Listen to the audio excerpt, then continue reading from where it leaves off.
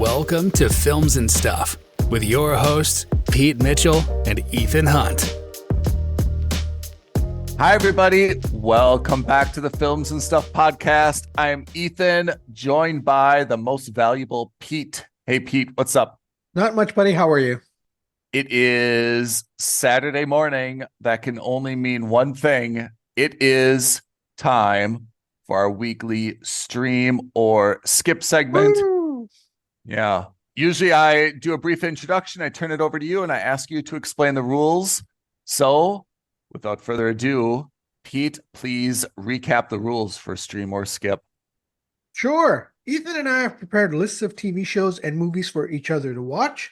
Every week, we randomly assign each other one of those shows. We watch at least 2 episodes if it's a series, 30 minutes if it's a feature-length program, and on that basis, we determine if that show is worthy of being streamed or skipped.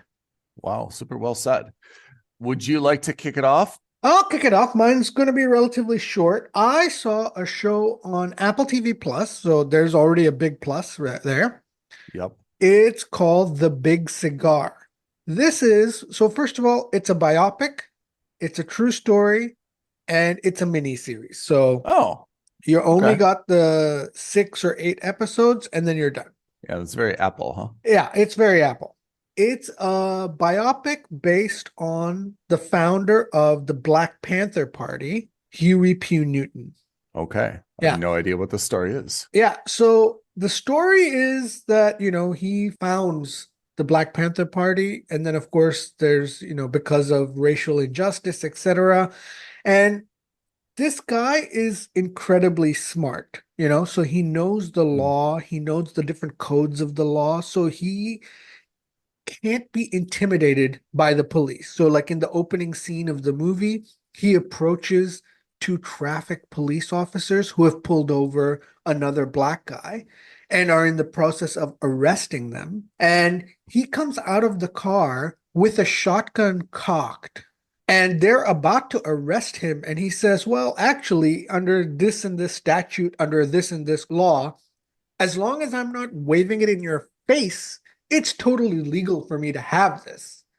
They're all of a sudden caught unaware because they clearly don't know the law as well as he does. Okay. And now they're faced with the prospect of 2 black guys with a shotgun faced at these guys. So that's, it just shows that A, he wasn't intimidated by the police, and B, he wasn't intimidated because he was smart and he was able to use the law in his advantage. Okay. What happens is that according to this, and I'm not saying it's true or not true, this is similar to the show we did last week with Manhunt. We're saying this is based on a true story, but we're not saying that all elements of it are absolutely true because we don't know. Okay. But apparently, the FBI had a hard-on for this guy, and so they framed him for murder. Okay. And so he decides that he needs to leave America. Was he convicted of murder, or he was just kind of like... No, they had a warrant out for his arrest, and he knew that the moment he gets arrested, he was going to basically be taken care of wherever he was. Okay. So he tries to escape the U.S. He's going to leave the U.S. So he tries to escape the U.S., and he's got 2 friends, a guy named Bert Schneider and a guy named Steve Blauner. Now, Bert Schneider is the son of the Columbia Film Studios president. And Bert Schneider was a famous guy in Hollywood because he created the show The Monkees. Do you remember that? Oh, The Monkees. And he produced the film Easy Rider. Okay. So it's, a show about how it's kind of like unlikely allies because, you have the founder of the Black Panther Party, and then you have the 2 white guys from Hollywood, America. The idea is that they team up because, first of all, the Black Panther Party needs cash, and Bert Schneider and Steve Blauner have donated a lot of money to the Black Panther Party, and they've donated money to the Black Panther Party because he thinks that Huey Newton is like a star, he could be the next Hollywood star. Oh, really?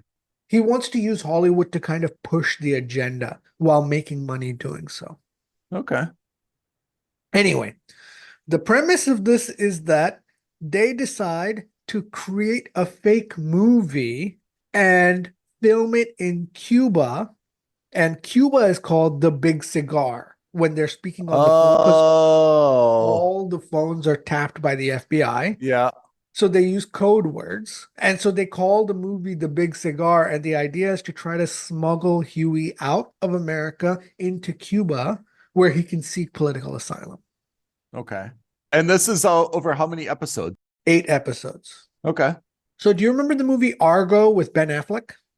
I do remember Argo. It's almost exactly the same premise, except that Oh, in that movie, they were a Canadian film crew trying to bring American hostages back from Iran yeah. to America. Here, it's trying to get a political fugitive out of America to Cuba. Okay. But same premise. They're going to do it as a movie. They're going to do this. They're going to do that. It's pretty interesting. I really enjoyed it. I watched the entire 8 episodes. I finished the entire series. Whoa, you binged it. I did binge. Well, I didn't binge it. I watched it over 3-4 days. So yeah, I Okay. guess it's a binge. 3-4 days for me isn't what I would consider a binge. Normally, if I love a show, I finish it then and there. Yeah. This is not a must subscribe. This is a strong mooch. It's Okay. very close to being a must subscribe. It doesn't have the same charm as the film Argo did, but that could also be because it's 8 episodes versus like a 2-hour film. And because it's a biographical feature on a subject matter that I'm not very familiar with, in this case, the Black Panther Party, I think you need to be tied to that history or you really need to be interested in that history to really love this show. And I'm not. Hmm.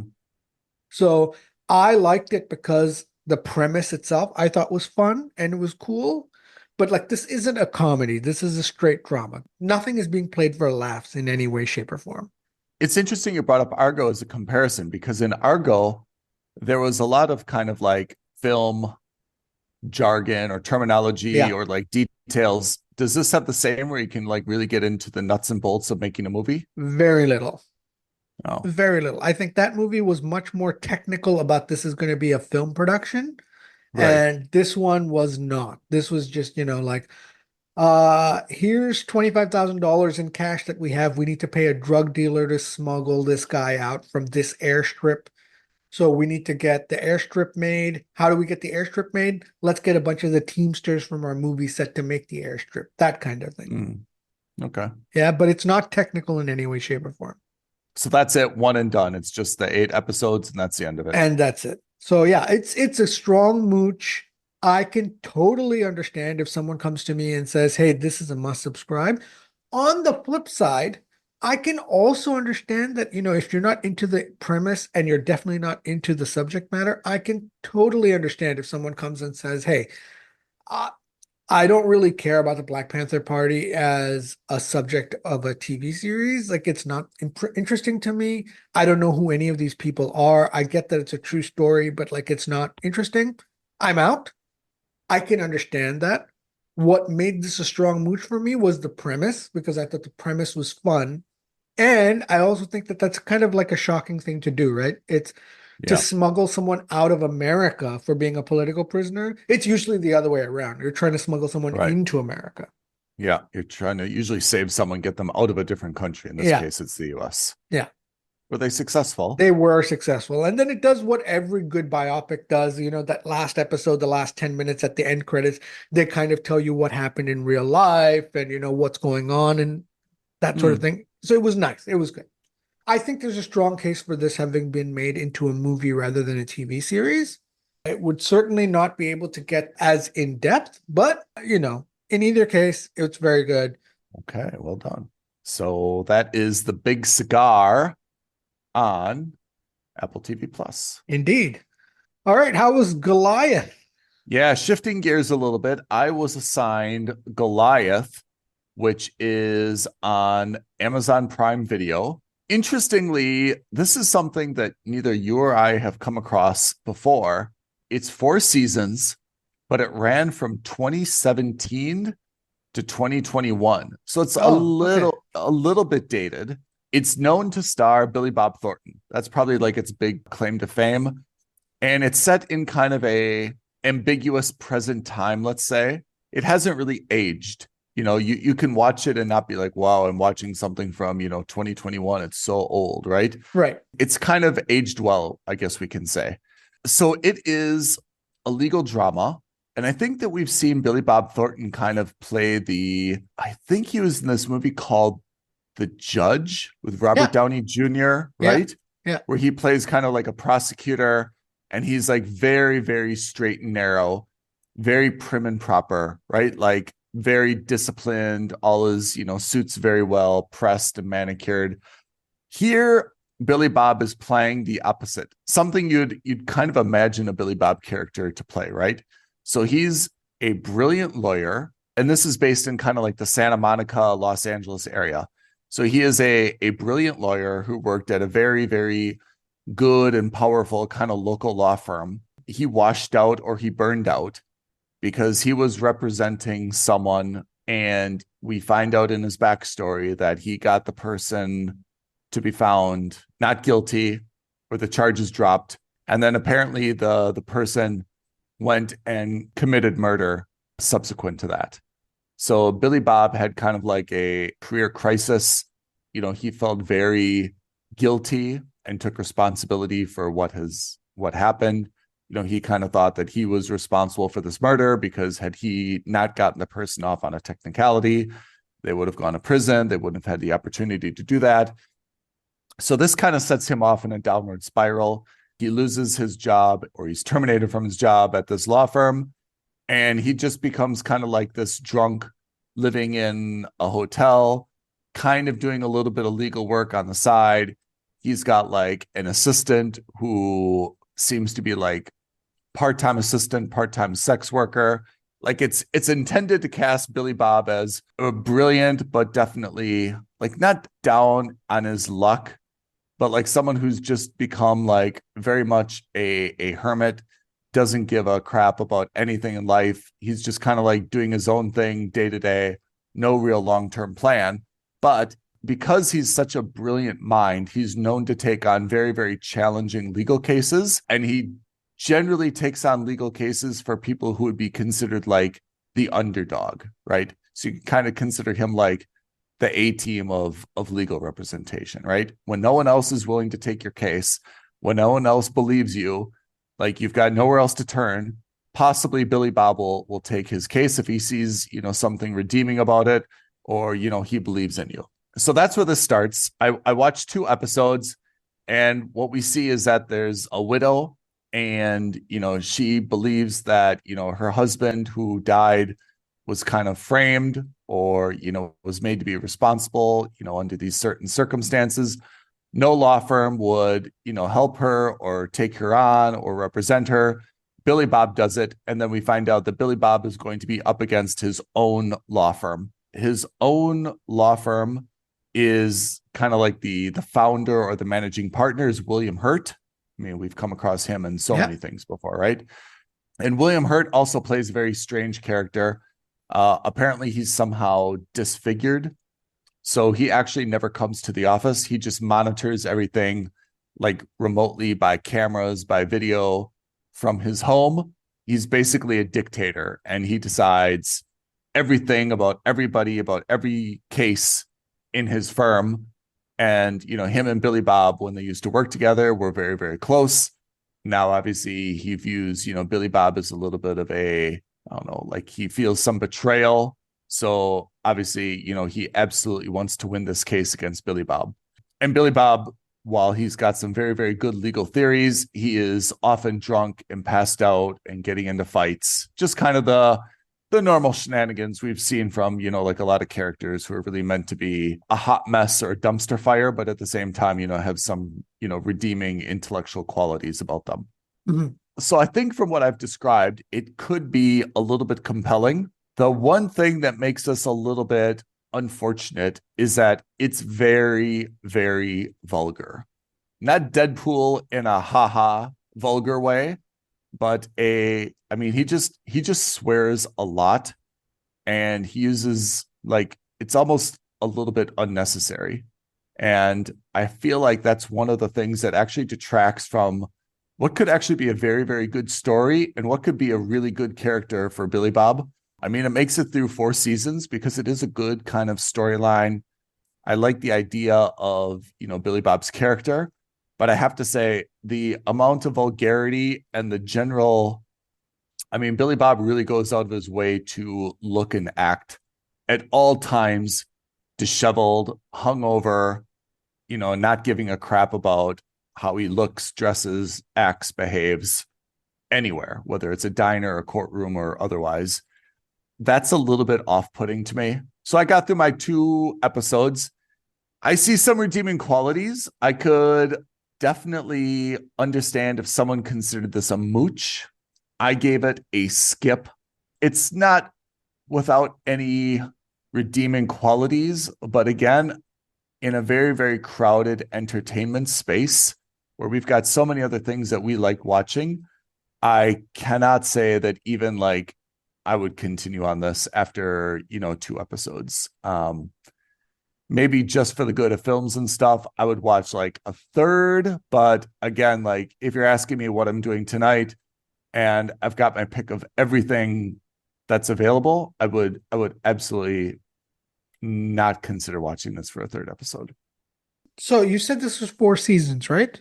It's 4 seasons. So, but this isn't like your stereotypical suit style procedural, where Well, every episode is kind of like its own standalone thing. yeah. So the way it seems to be shaking out now is that there's going to be one major case Every season. where he's representing this widow. But yeah, that makes sense that every year there's going to be like a new big case. But right now, that seems to be, the main plot line where he's trying to interview witnesses, get information. Does he believe her? Does he not believe her? Try to get some evidence. There's obviously other storylines at the same time. I mean, he's got relationship issues. He's got money issues. He's got, other things going on. But this is primarily, the main storyline that's weaving all the episodes together. It's kind of like a more vulgar Lincoln Lawyer. It's a more vulgar Lincoln Lawyer. I mean, I could not say that it's totally unrelated to Suits because you can see that in William Hurt's law firm, we're starting to be introduced to more than one lawyer. And a few of them have like their own little quirky things. So it would not be a stretch to say that, it's totally dissimilar to kind of Suits in terms of, the office drama and who's staffed on this case and who did this. I would expect that as this goes on, it's not difficult to just kind of like take the bait and say, look, probably there's going to be a lawyer who's friendly to Billy Bob at the law firm. Someone's going to, give him some secrets or some confidential information, or someone's going to, give him a tip about something that he should be following up on. I would expect that there's going to be someone who undermines all this surveillance system and something just to like give him some leaks, and someone's going to be kind of like working on his side. That's kind of how I see this going, after a few episodes. Okay. I understand. So I gave it a skip. Again, not too, I think you and I always, kind of show our soft side when we give a skip. The show is actually solidly put together, casted very, very well, storyline, dialogue, production quality, mostly because of just the vulgarity and the general disheveledness of Billy Bob. It's hard for me to really say like I would call anyone for their Amazon Prime password and watch this independently just as my guilty pleasure. Right. On an airplane, if there's like nothing else to watch, I could probably watch this instead of like a National Geographic documentary. But apart from that, I'd probably try something else I've never seen before I'd go back to this. Okay.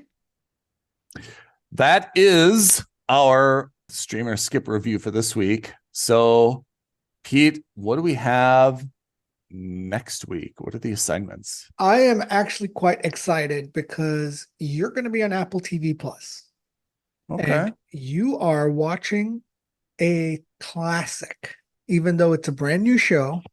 A new called classic. Time Bandits. Time Bandits? That seems like right up my alley. Yeah, it is based on the, I want to say 80s Terry Gilliam movie. And I think they've serialized it. Really? I think it's like a reboot, but I'm not sure. I saw one trailer. I'm very interested to see what you think of it. Oh, interesting. Okay. I have no expectations. I'm excited to check it out. Perfect. And while you're doing that, I will be on one of the more niche platforms, AMC Plus, which people might remember I subscribed to for that Stanley Tucci show about the sunken treasure. The sunken treasure. It's been too long now. I can't remember. But anyway, I will be on that platform to watch Dark Winds. Oh, that could be good, huh? I don't know anything about it. It's like a Western, right? Is it? Okay. I mean, that's fine. I am not opposed to Westerns. I think so. AMC to me usually has some pretty good quality, so I'm excited to hear how you get on with this. Yeah, absolutely. All right. But until then, can we ask you guys to please do us a small favor? A solid. Let us know what shows you'd like us to review for Streamer Skip. It doesn't have to be a TV series. It could be a movie. It could just be something you saw on your platform that showed up new and you're kind of afraid to watch it yourself because you don't want to waste the time. We will waste that time for you. With pleasure. We need more on our lists. We're down to, again, maybe 4 or 5 shows each. And that'll be helpful for us. So reach out to us, tweet at us at F&S Podcast, DM us on Instagram at Films and Stuff Podcast. But the easiest thing you can do, like this video, leave a comment below, subscribe to our channel, and hit that notification bell. Appreciate everyone tuning in. Pete, as always, thank you for your gifted analysis. And we will see you all next week on the Films and Stuff Podcast. Thanks, everyone. Thanks, Ethan. Thanks, everyone. Bye now. Thank you for listening to another episode of Films and Stuff. If you haven't already, please subscribe and review on Apple Podcasts, Spotify, or wherever podcasts are downloaded. Films and Stuff. There is no substitute.